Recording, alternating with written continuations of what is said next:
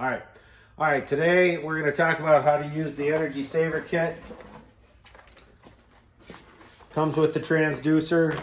It's going to come with the cord that gets wired to the PLC. Comes with the tubing that's used to connect that pilot line or the pressure signal to the transducer.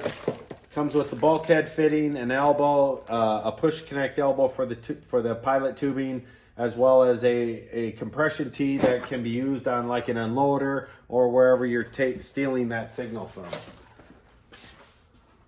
So what you're going to do is you're going to take your PLC apart. You're going to pop out the plastic plug like this that normally goes here on this side of the control box. Gently set your PLC down. Then you can see from the inside, we're taking that bulkhead fitting. We install it. The elbow and the transducer, you can install. The elbow has to go first, then the transducer second, because you won't be able to spin it around. On the other side, you put that push connect fitting or whatever fitting you are, some people hard plumb a copper tube to that. So it's kind of your choice. It's 1/4 inch NPT.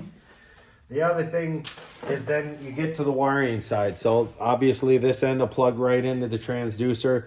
And then on the PLC, you take off these 2 bolts, loosen them up, take them out. The PLC will come out like this.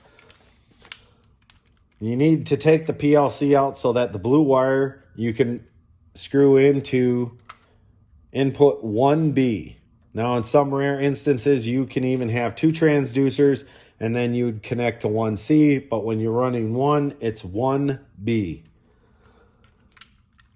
The brown wire gets hooked up to the positive, the black wire to the negative, as is shown here.